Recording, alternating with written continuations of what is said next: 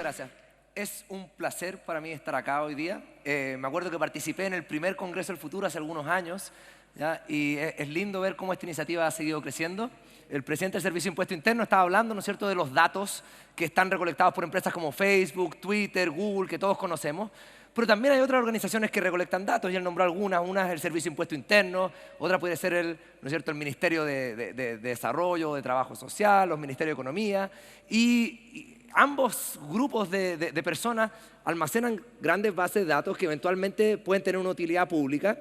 Y yo soy un tipo que políticamente no soy muy politizado. Lo que a mí me interesa es construir plataformas y herramientas que hagan que estos datos sean útiles y que sean entendibles. Y si los datos vienen del gobierno o si los datos vienen del sector privado, me da igual. Lo que ocurre es que yo ya tengo varios años de experiencia construyendo sobre los datos de otros. Entonces, cuando me hacen esta pregunta de monopolio de datos, yo lo que voy a hacer es un poco, primero, contarles la historia de cuál es la historia de dónde vienen los datos, ¿ya? Y después, cuando yo iba construyendo estas plataformas, con qué grupo me sale más fácil construirlas, ¿ya? ¿Con los del sector privado o con los grupos de gobierno? Y ahí vamos a poder un poco contestar a esta pregunta: ¿quién realmente tiene el monopolio? Entonces, partamos con la historia. Y la historia parte, ¿ya?, en el año más o menos 1760, 1800, ¿ya?, en lo que era Saxonia o Prusia, ¿ya?, cuando un grupo de personas empiezan a desarrollar lo que se llama la ciencia de cámara, ¿ya? Entiendan un poco en qué época estamos. Esta es la época donde la mayoría de los gobiernos del mundo se transforman de monarquía a gobiernos democráticos, y en ese contexto ya la gente está preguntándose, bueno, si es que nosotros vamos a tener un gobierno, tenemos que tener una ciencia que nos ayude a entender cuál es la mejor manera de gobernar. Y uno de los problemas que tenían que resolver en esa época los gobiernos era la administración de la madera.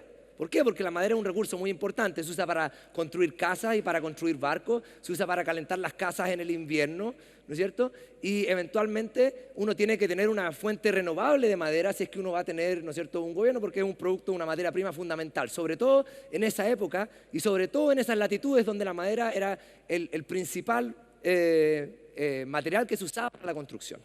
Entonces, eventualmente las personas tienen que inventar maneras de administrar el bosque. ¿Y cómo uno administra el bosque? Bueno, uno primero tiene que tomar datos sobre los bosques, ¿no es cierto? Y a partir de esos datos uno puede empezar a hacer planes ya de cómo administrar el bosque. Entonces lo que ocurre primero es que, imagínate, tú tienes un bosque y los árboles se regeneran cada 20 años. Entonces, ¿qué es lo que hacía primero la gente? Bueno, agarraba el bosque, lo dividía con 20 partes y todos los años cortaba una, ¿ya? Y después de 20 años volvían a la primera parte, esa se había regenerado, ¿ya?, y administrar el bosque de esa manera. Pero dicen, bueno, pero quizás podemos hacer algo mejor que eso. Bueno, hay partes del bosque que tienen árboles grandes y frondosos, hay otras partes que quizás crecen puras ramitas. Entonces la fuente de madera era muy inestable. Entonces lo que empiezan a hacer es que empiezan a hacer censos de los bosques. Mandaban varios tipos con unos tarritos con clavos de colores, ¿ya? Y tú llegabas, entonces tomabas un clavo, y si el árbol era de este porte, le ponías un clavo amarillo. Si era de este porte, un clavo azul. Si era de este porte, un clavo rojo. Y después era un simple esfuerzo de restar el número de clavos que te quedaban, ¿no es cierto?, para saber cuántos árboles de cada tamaño habían en cada parte del bosque. Entonces ahora con eso ya podían empezar a planear qué árboles cortaban y cuándo los cortaban, ¿no es cierto?, porque tenían un censo del bosque. Entonces eso ayudó a incrementar el output que producían. Pero después dicen, bueno, pero podemos hacer mejor. ¿Por qué tenemos que dejar que el bosque se regenere? Quizás lo podemos plantar nosotros, porque hay muchos árboles que no nos sirven. El árbol que a ellos les interesaba en esa época era el Norwegian Spruce, que es un árbol que crece muy rápido, es muy grande y tiene una madera que es muy impermeable, que es ideal para la construcción tanto de casas como de barcos. Entonces lo que empiezan a hacer es que ahora empiezan a plantar los bosques ellos, ¿ya? Y cuando empiezan a plantar los bosques ellos, ¿qué es lo que pasa? Que el bosque ya no era el mismo, ¿ya? No era este bosque donde habían árboles de distinto tipo y malezas de distinto tipo, ¿ya?, sino que se empiezan a formar más en lo como que van a ver acá en la tercera imagen, ¿ya?, en una granja de árboles todos iguales. ¿Y qué es lo que ocurre? Cuando hacen eso, obviamente, ¿ya?, obtienen una cosecha muy grande y crece, ¿ya?, la producción de madera. Pero después, a medida que va pasando el tiempo y que va creciendo la producción de madera, empieza a decrecer y se empiezan a preguntar, bueno, ¿por qué? ¿Por qué decrece la producción de madera? Porque eventualmente había muchas cosas que no le importaban, en ese caso, a los gobiernos, no eran madera, ya eran las ardillas, eran, ¿no es cierto?, eran las distintas plantas que ayudaban a fijar el nitrógeno en el suelo, ¿ya?, que fueron abstraídas de esa visión, ¿ya?, y la tierra de ese bosque ahora era más pobre y eventualmente no podía producir árboles a la misma tasa que producía anteriormente. Entonces lo que esto te muestra, ¿ya?, es un primer ejemplo de cómo nosotros como humanos lo que hacemos es que para poder intervenir en el mundo tenemos que generar primero representaciones virtuales de este.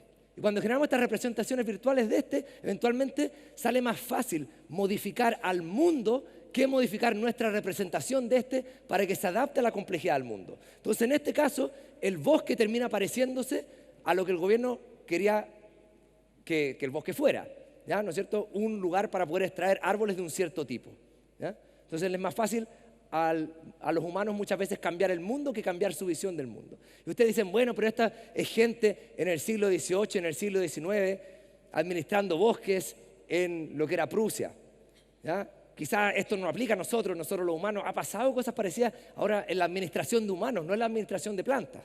Y claro que sí. Entonces, no sé si ustedes se acuerdan, pero Adán y Eva no pagaban impuestos y contribuciones a la propiedad, ¿no es cierto? Adán y Eva no pagaban contribuciones. Ya, quizás después de la manzana sí, pero antes no pagaban contribuciones, ¿ya? Entonces, si Adán y Eva no pagaban contribuciones, y yo sí pago contribuciones, y todos los que, ¿cierto?, tienen una propiedad pagan contribuciones, eso quiere decir que los impuestos a la propiedad se tuvieron que inventar en algún momento, ¿ya? ¿Okay? Entre medio, entre Adán y Eva y ahora. ¿Cuándo se inventaron? En general se inventaron en la mayoría de los países en el siglo XIX. Pero ¿qué es lo que pasa? Que implementar un impuesto a la propiedad es difícil. ¿Por qué? Porque una casa más grande, ¿no es cierto?, tiene que pagar más que una casa más chiquita, ¿ya? Entonces, ¿qué necesitan? Necesitan información de qué tan grande es cada una de las casas. Imagínate que estamos en el siglo XIX, donde la manera de recolectar información es mandar gente a caballo, ¿ya?, a tocarle la puerta a una persona, a una casa, para decirle que le vas a medir el tamaño de su casa, para cobrarle plata, cuando esa persona nunca ha pagado plata por el tamaño de su casa. Entonces, ¿tú crees que esa persona te va a decir, sí, pasa adelante, créete? No. Obviamente esa persona va a decir, no, gracias, no entre. Entonces, en Francia, cuando se toman con este problema, tienen que inventar como un hack para poder implementar este impuesto a la propiedad. ¿Y qué es lo que hacen? Dicen, bueno, vamos a poner un impuesto a las puertas y a las ventanas. ¿Por qué? Porque las casas más grandes tienen más puertas, tienen más ventanas. Las puertas y las ventanas yo las puedo ver la mayoría desde afuera, ¿ya? Entonces, de esa manera puedo hacer un impuesto que básicamente cumple la relación que yo creo. ¿Pero qué creen que pasó? Ahora cuando la gente construía casas con menos puertas y con menos ventanas y se generaron un montón de problemas de salud porque se acumulaba el humo, porque no podía salir. Una vez más, era más fácil al mundo cambiar para adaptarse a nuestra visión de ellos que a nuestra visión de ellos adaptarse a la complejidad del mundo. Entonces ustedes dicen, bueno, pero esto fue en el siglo XIX, esto quizás ya no pasa, ¿no es cierto? Somos mucho más inteligentes, tenemos mejores maneras de recolectar información, pero obviamente ya saben para dónde voy, sí pasa, ¿ya? Entonces veamos ejemplos de cuando pasa ahora. Entonces, en Estados Unidos, por ejemplo, los colegios le tienen que dar comida a los estudiantes, ¿ya? Y cuando le tienen que dar comida a los estudiantes, el gobierno tiene que tratar de preocuparse de que esa comida sea nutritiva, ¿ya? Pero como no existe una medida de nutritividad, lo que hacían hasta hace muy poco, ¿ya?, era que exigían una cuenta mínima de calorías, ¿ya? Pero ustedes saben que, por ejemplo, si yo tomo las calorías de esto o las calorías de esto, ¿ya?, aunque sean las mismas, el valor nutricional es muy distinto, ¿ok?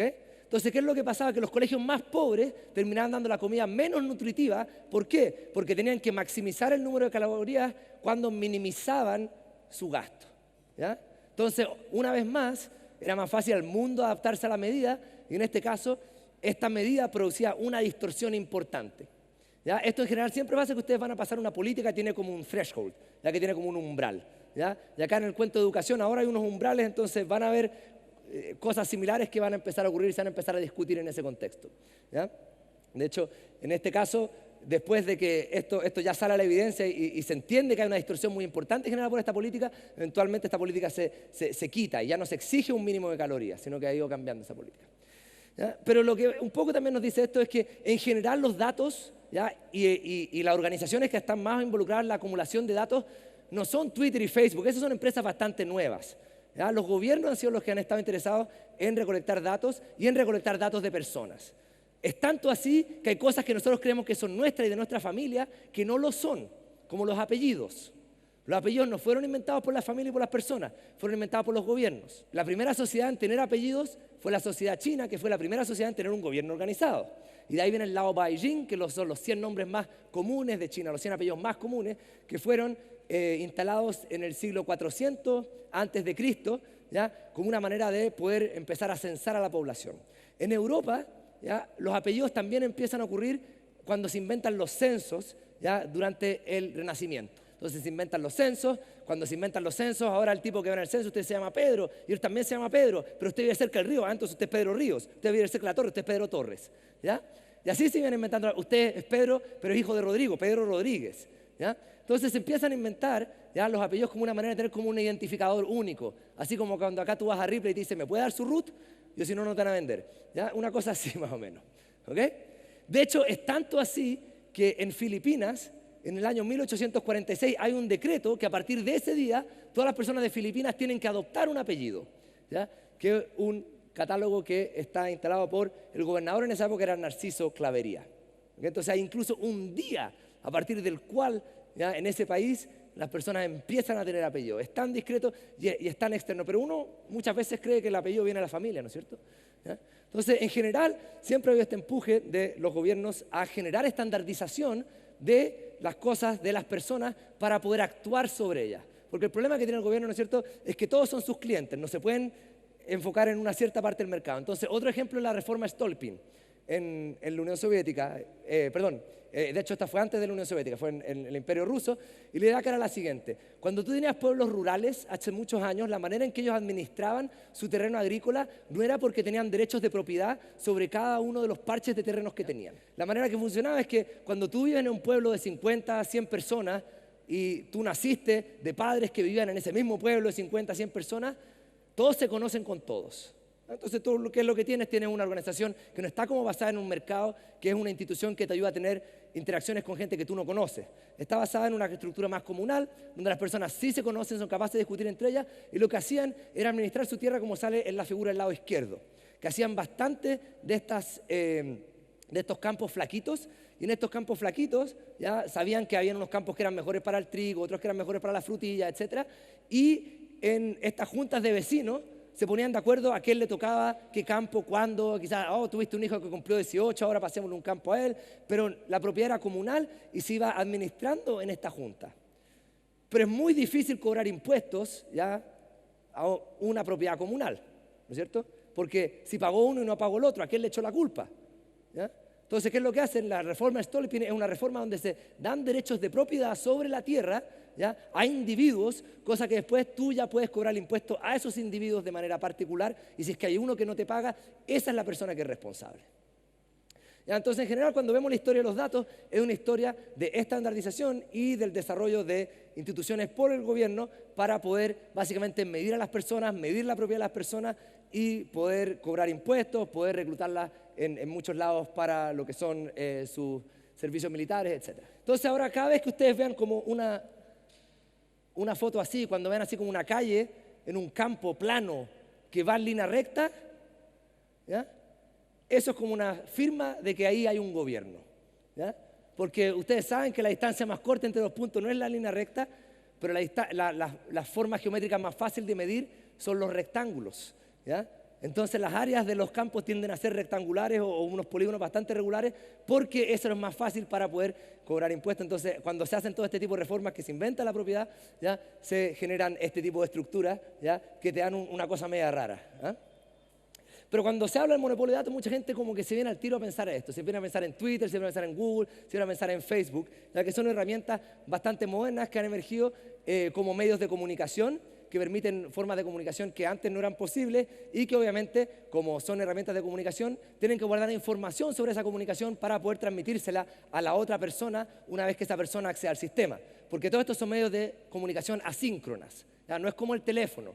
En el teléfono no te guarda el mensaje para que tú lo escuches después, sino que acá en un email, sí, el email tiene que estar metido en el servidor hasta que la otra persona al menos lo lea, ¿ya? Entonces, lo que yo hago en MIT es que yo invento herramientas de visualización de datos y he inventado varias de ellas.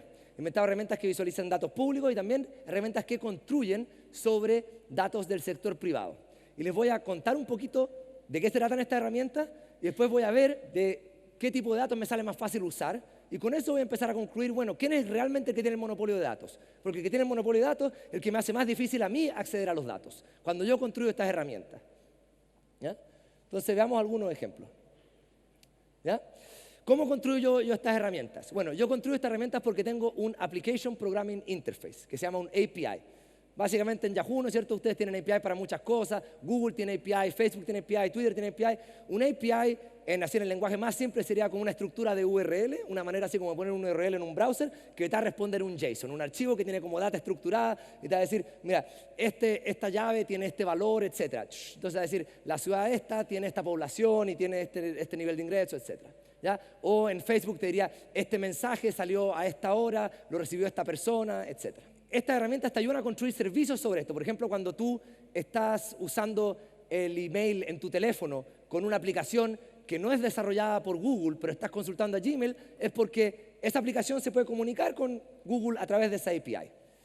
Las API obviamente sí tienen problemas. Yo construyo mucho sobre APIs y el problema de la API es que es como básicamente tratar de beber un océano con una pajita. ¿Por qué? Porque estas empresas también obviamente no te quieren entregar la data entera. Entonces lo que te dan son unas API que son bastante restrictivas en cuántos datos te van a pasar, con qué frecuencia te van a pasar los datos, etc. Por ejemplo, una API que nosotros usamos es la de Google Places, que te dice, bueno, si es que hay un restaurante en un lugar y todo, cuando tú le haces una pregunta a Google Places API, no te da más de 20 respuestas. Entonces, si tú quieres sacar los restaurantes para toda una ciudad, tenéis que hacer un montón de preguntas, tenéis que identificar cuál es la celda del tamaño para la pregunta para cada parte, dependiendo de la densidad. Es un hueveo, pero uno lo puede llegar a hacer, ¿ya? Entonces te hace la vida difícil, básicamente, pero no imposible.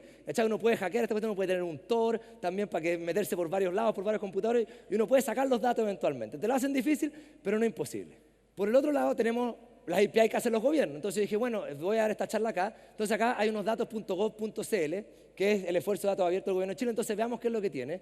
Entonces yo me metí ayer cuando estaba preparando la charla y vamos a ver, este es el banner principal, ¿ya? Entonces yo hago clic acá. Y eso sería lo más importante, ¿no es cierto? Porque eso es lo que por diseño está primero.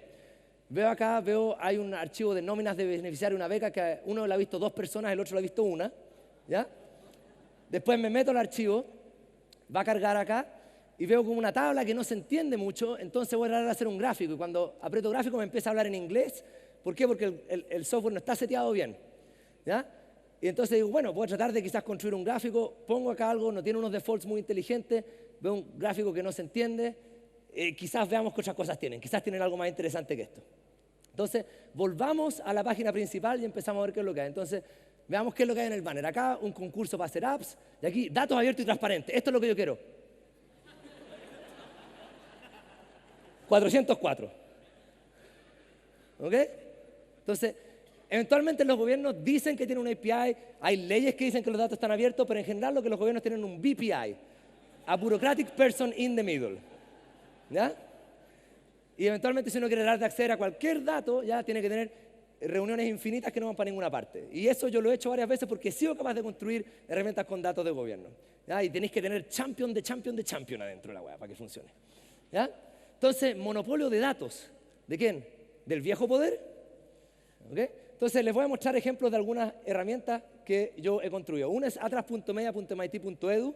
Este es el Observatorio de Complejidad Económica y esto básicamente si ustedes van a Google y le preguntan a Google cuáles son los productos que exporta cualquier país, qué es lo que exporta Estados Unidos, qué es lo que exporta Chile, no te da una página del gobierno de Estados Unidos ni del gobierno de Chile, ¿ya? El primer link, que no es un comercial, es un link al Observatorio de Complejidad Económica. Nosotros básicamente servimos cientos de miles de personas todos los meses y le proveemos estas visualizaciones interactivas que te permiten entender qué es lo que tú exportas, qué es lo que tú importas, qué es lo que le exportas a quién y te permiten también transformar datos en narrativas, ¿ya? Porque lo que tú ves acá es por un lado tienes los datos, pero por otro lado tienes ese texto. Ese texto no es para las personas, a pesar de que las personas lo pueden leer. ¿Para qué ese texto? Para los motores de búsqueda, porque los motores de búsqueda son medio tontos, saben indexar texto, imágenes y video, pero no saben indexar datos. Entonces, para indexar datos, tú tienes que transformar los datos automáticamente en texto, y así el motor de búsqueda te lo va a hacer encontrar. Entonces, hemos desarrollado esa tecnología para transformar datos en texto y te construir una historia, y también hemos desarrollado tecnologías que te permiten explorar estas visualizaciones de distinta manera. Tú puedes hacer scroll y tener como una historia predeterminada, pero si en algún momento te quieres desviar, tú haces clic y te salen preguntas relacionadas y ahora tú puedes entrar a otra pregunta. Entonces, mira, Estados Unidos está exportando muchos porotos de soja, ¿a quién se lo exporta? ¿Cuáles son los competidores? Esas preguntas también las tienes como ramitas, ¿ya? Que tú puedes ir explorando. Entonces, esta es una de las herramientas que nosotros hemos construido en este caso con datos que provee el UN Comtrade, ¿ya? También estos datos los tiene el Banco Mundial. Y ahora ellos nos han tratado de imitar varias veces. Comtrade ha tratado de crear una herramienta así, el Banco Mundial ha tratado de crear una herramienta así. Son bien pencas, las he visto y me han llamado a tratar de hacer cosas en el Banco Mundial, pero también hacer un contrato con ellos, un pain in the ass. Otro ejemplo, Immersion. Ahora este está basado en datos de una empresa privada, en el caso del email. Immersion es una plataforma que te da vuelta la interfaz del email. La interfaz del email está hecha de tal manera de que lo que tú tienes son mensajes basados en la hora en la que te llegaron, ¿ya? Entonces te da una visión del mundo de qué es lo que pasó en las últimas 3 horas de tu vida, 4 horas de tu vida, depende de cuánto email tú recibas. Lo que hace Immersion es que te toma toda esa metadata y te presenta una visualización de la red de contactos que te he ido tejiendo durante mucho tiempo, ¿ya? Entonces te permite ser un poquito más estratégico. ¿Tengo que conectar este grupo con este otro? ¿Cuáles son las personas que quizás tengo que responderle, ¿ya? Entonces te permite ver básicamente que cuando tú estás mandando email y incluyendo distintas personas en email y haciendo equipo, tú no estás solamente respondiendo mensajes, sino que estás básicamente alterando un sistema social, ¿ya? Con el cual tú estás encarnando el conocimiento que tú necesitas para poder ejecutar tus proyectos, ¿ya? Y te permite ser más estratégico para ver eso. Entonces tú ves que no solo podemos visualizar esos datos, sino que te permitimos construir incluso sobre ellos. Otro ejemplo es DataViva. DataViva es un esfuerzo que hemos desarrollado con el gobierno de Minas Gerais en Brasil. Ya hace disponible data de todo el sector formal de la economía de Brasil. Estos son datos de más de 50 millones de personas. Son todas las personas que participan del sector formal de la economía, los que pagaron impuestos, ¿ya? Y tiene datos para cada una de las más de 5.000 municipalidades de Brasil. Entonces acá, por ejemplo, estás viendo a São Paulo, ves que São Paulo tenía una balanza comercial que se fue a la mierda después del año 2008. Entonces te preguntas, bueno, ¿qué es lo que ya no exportan? ¿A quién ya no le exportan? ¿Ya? Y puedes empezar a hacerte estas preguntas que te ayudan a entender un poco cuáles son los cambios, ¿ya? Puedes ver también no solo los datos de exportaciones, sino que también puedes ver los datos de empleo, ¿ya? Cuáles son los sueldos que han crecido, cuáles son las distintas ocupaciones que han contratado a más gente, etcétera, ¿ya? Cuáles son los destinos comerciales, etcétera, ¿ya? Incluso datos de educación, puedes ver las universidades, de qué se está graduando las personas, etcétera, ¿okay? Y otro ejemplo acá, ahora nuevamente volviendo a los datos, ¿ya? Del sector privado, es Shout. Esta es una herramienta que vamos a lanzar probablemente en un mes más y es un mercado para retweets. Entonces imagínate que Ricardo, ¿no es cierto?, está en Twitter y yo estoy en Twitter y quizás Ricardo publica un paper muy entretenido de Computer Science y le gustaría que yo lo retuiteara para que mis seguidores también lo vieran. Y quizás yo también publico un paper, un libro, un nuevo sitio y me gustaría que Ricardo lo retuiteara para que sus seguidores lo vieran.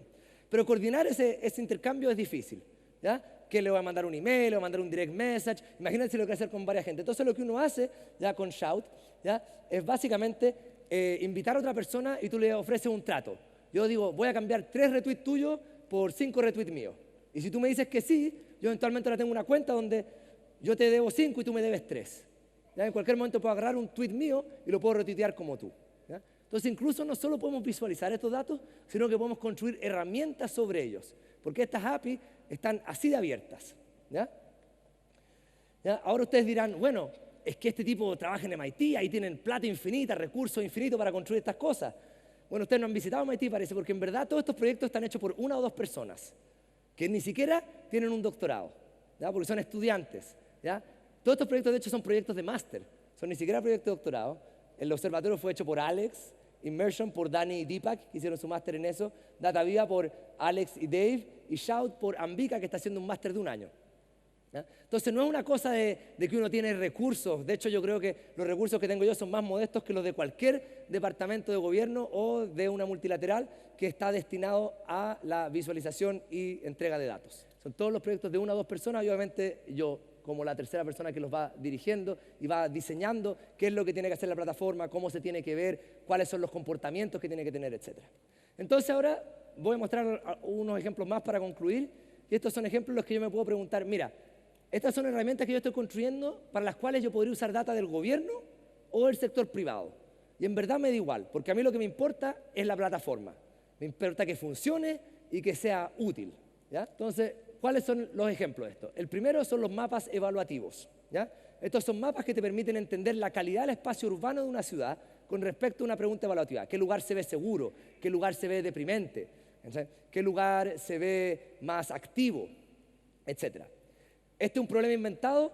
Bueno, acá en Chile, ¿ya? Y uno puede buscar ejemplos en otros lados, por ejemplo, Cercotec creó un comité regional de barrios comerciales donde pusieron $500.000 para evaluar un gran número de barrios en Chile porque querían hacer una planificación sobre el potencial comercial de estos barrios. Entonces, este es un problema que, dado esa información, yo diría, sí, el gobierno está interesado en hacer estos mapas evaluativos, que es una herramienta que los urbanistas han hecho hace muchos años, pero con una herramienta bastante primitiva. ¿Y cómo se ejecutan estos proyectos? Afortunadamente, yo tuve la suerte de que una hermana chica que tengo yo, ya le tocó participar en la implementación de nuestros proyectos. Y más o menos la manera que funciona es la siguiente, que tú tienes el gobierno asigna este proyecto y después hay una consultora que básicamente se gana el proyecto y esa consultora, ¿qué es lo que hace? Contrata un montón de estudiantes que están terminando sociología, ciencia política, economía, les paga 800 lucas a cada uno y para que le hagan 5 reportes de cada barrio y tienen que ir en turbús por todos lados, viendo los barrios, haciendo las cosas así. Es bastante, ¿ya? Ineficiente el sistema y no escala, porque ese reporte en 2 años más va a estar obsoleto. ¿Ya? Los barrios cambian, las ciudades son dinámicas. Entonces digo, bueno, yo también tengo un estudiante, ¿ya? Tengo de hecho menos, porque obviamente yo tengo un puro estudiante, no tengo como un estudiante por cada 5 barrios. ¿Ya? Entonces, ¿qué hago yo con un estudiante? Bueno, lo que hicimos primero, en el 2011, fue generar un sitio que le pregunta a las personas qué barrio se ve más seguro, qué barrio se ve más activo, ¿ya? Qué barrio se ve más depresivo. Y con eso empezamos a recolectar información, ¿ya? De las preferencias de las personas sobre los espacios urbanos. Pero estos esfuerzos no escalan, ¿ya? Porque con eso podemos llegar a evaluar 50.000 imágenes de repente, ¿ya? De hecho, ahora tenemos, el último esfuerzo tenemos 1.3 millones de clics, ¿ya? Para un total de 80.000 imágenes, ¿ya? Pero lo que sí podemos hacer con eso es que tomamos todos esos clics y entrenamos un algoritmo de aprendizaje de máquinas. Y ese algoritmo de aprendizaje de máquinas lo que nos permite ahora es evaluar cientos de miles de imágenes. Ahora yo tengo un mapa de Nueva York que tiene más de 300.000 imágenes evaluadas por un computador y el computador, cuando yo le hago clic y me muestra la imagen y me muestra el puntaje, en general ya está bastante correcto. Entonces, con eso, ¿qué es lo que yo puedo hacer ahora? Puedo tener un mapa dinámico en el que incluso yo puedo empezar a detectar cómo los barrios se están cambiando en el tiempo, ¿ya? Entonces puedo ver qué barrios están mejorando, qué tanto mejoraron, cómo ese mejoramiento de los barrios es básicamente epidémico, ocurre si es que hubo mejoramiento en un barrio vecino, etc. Puedo empezar a ver las correlaciones entre estos datos y datos de crímenes, después de controlar por datos de ingresos, datos de población y otro tipo de datos. Ya, de hecho, tenemos un paper bien interesante con Robert Sampson que estamos empujando en eso. Ya, podemos ver cuáles son las cosas que predicen el cambio urbano futuro, etc. Entonces, podemos hacer este tipo de herramientas, ya, que nos permiten escalar este tipo de esfuerzos. ¿Ya? Pero para eso necesitamos interactuar con los datos de una manera distinta, más inteligente, no en el paradigma de tinta y papel, que es el paradigma que yo diría que hoy en día se usan en casi todos los gobiernos y aún así se han traducido al mundo digital, ¿ya? Porque el Internet no es una manera de hacer documentos de tinta y papel accesibles a través de la web. Tiene otros affordances como medio, ¿okay? Otras cosas que son posibles. Otro ejemplo es Where. ¿Ah? Esta es una plataforma que estamos terminando ahora con Nikita, un estudiante de Rusia. Y Where es una plataforma que responde a una pregunta bastante simple. Imagínate que tú eres un pequeño empresario, ¿ya? Que estás pensando en abrir una cafetería, un salón de belleza, ¿ya? Un negocio que atiende a clientes en la calle. Y tú te preguntas, ¿cuál es el mejor barrio? ¿Debería poner este negocio en Avenida Grecia con Antonio Bar? No sé, debería ponerlo acá en Ahumada con Huérfano, debería ponerlo ahí cerca del Costanera Center. Hay distintas opciones, ¿ya? Y lo que hacemos nosotros es que desarrollamos un algoritmo de aprendizaje máquina que te predice cuál es la probabilidad de que un negocio de un cierto tipo sea exitoso en un cierto barrio. Bueno, ¿cómo podemos hacer eso? Necesitamos data sobre los negocios que existen en cada barrio, sobre cómo sobreviven y sobre cómo están amarrados, ¿ya?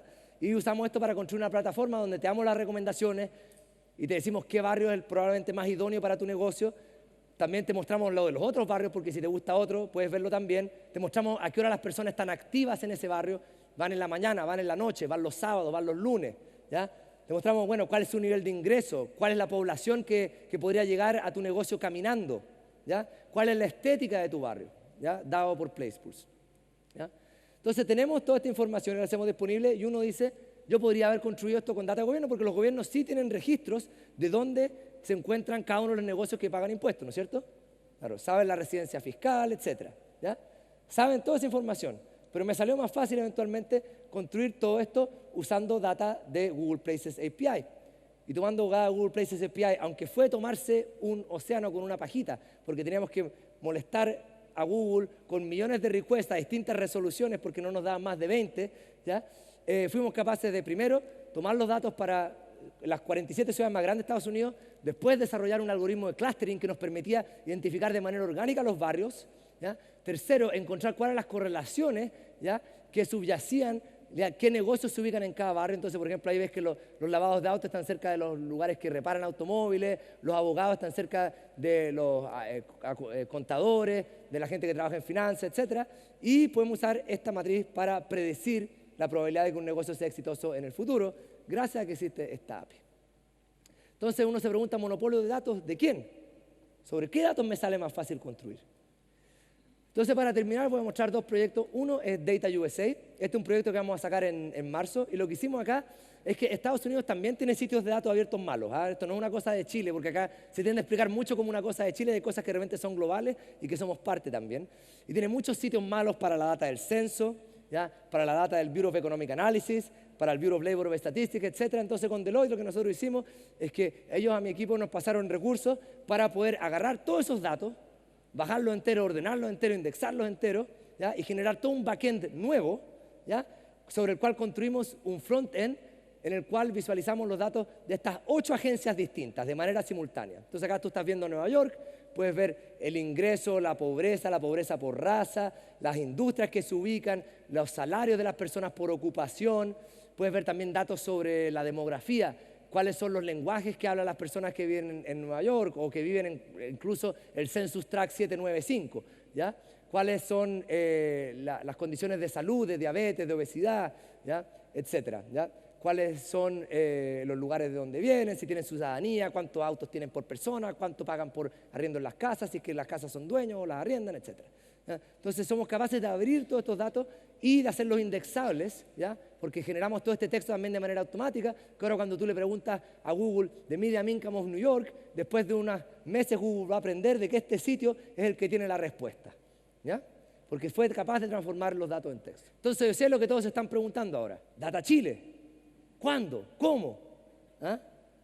Entonces les cuento que sí, hemos estado tratando de hacer Data Chile. Llevo ya un año conversando con distinta gente de gobierno para tratar de hacer un esfuerzo así. Yo creo que, por lo que pueden ver por los proyectos, nosotros tenemos la capacidad de que si nos metemos en este espacio, podemos hacer que cualquier país sea líder en lo que es el desarrollo de herramientas de visualización, ¿ya? Para devolverle los datos que el gobierno toma al pueblo del cual esos datos vinieron.